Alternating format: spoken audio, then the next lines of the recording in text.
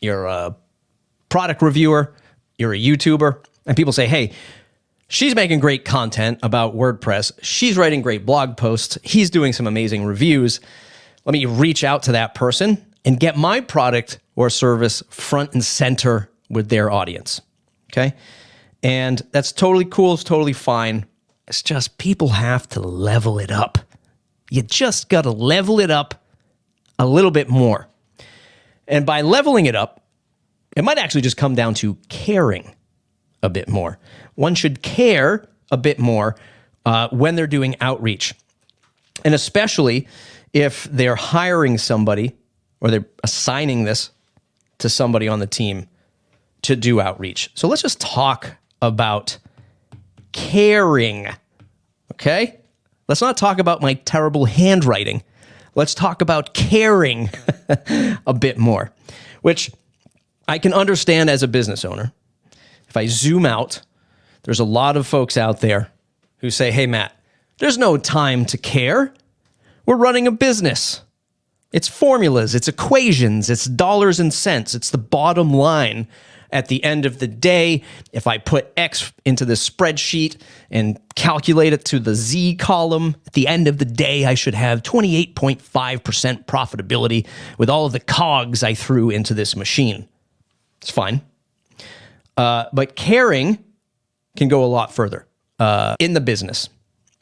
There's something in the podcasting world and that we talk about quite often. Like when I'm talking about people, hey, should I start a podcast? Should I build in public?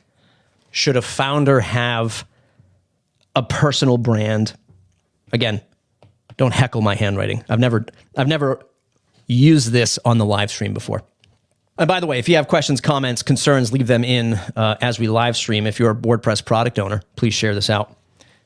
So podcasters, founders, people say, do I need this personal brand? Do I build in public? Do I waste my, air quotes, waste my time doing this stuff? Is there an ROI on this? And for me, a personal brand means you're getting personal. People connect with you. Your brand, your product, your services, your ideals, your mission statement, how you represent your product or service. To me, these are the important things, right? Especially in the face of so much AI, so much automation, so much dollars and cents, so much formulas. I want to get personal with my audience, with my customers. And personal brand is very important for me. It creates what's known as, I think anyway, and I don't know who coined this term that I've talked about before, and I've seen some other folks back. I just boot myself from my own stream. Here we go. Share that one more time. I told you we're gonna get crazy here. I've seen people talk about this before. Surface luck area.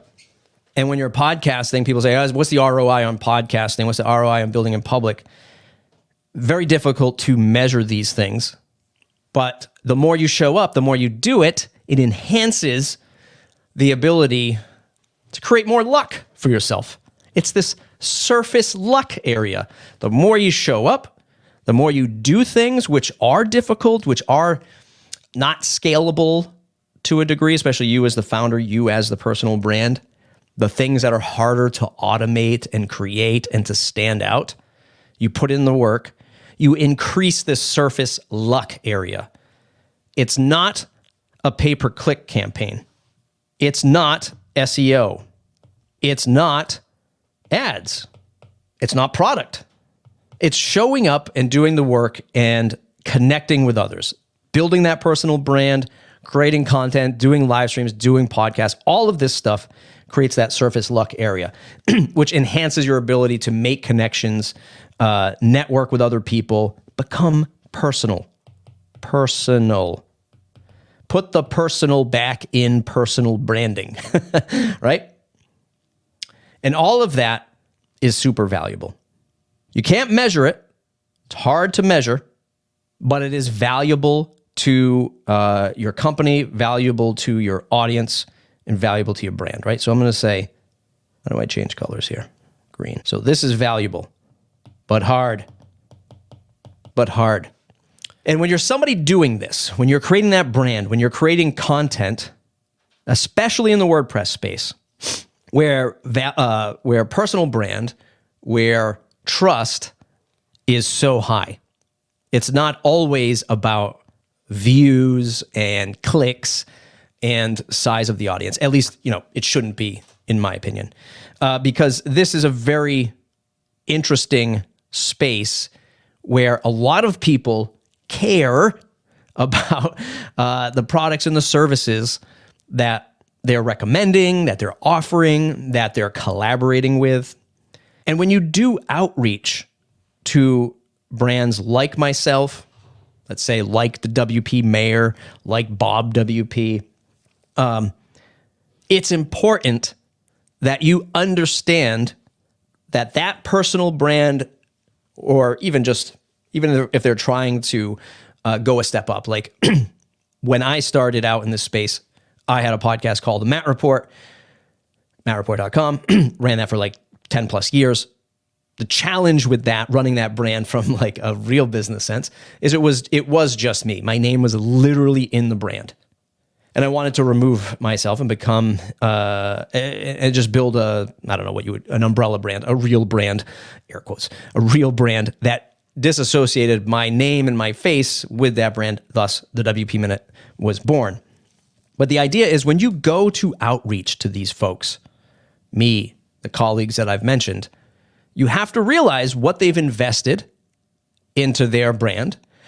You have to realize for most of them anyway, the level of care that they put into their content, whether they're curating, creating, broadcasting, resharing. You have to be able to understand, like, that's another human that I need to interact with. And before we go any further, I've seen outreach from two different places, right? So if I go outreach, I see it 3.5 years at a company called Pagely. And now I work at a company called Gravity Forms. Can't even spell Gravity Forms.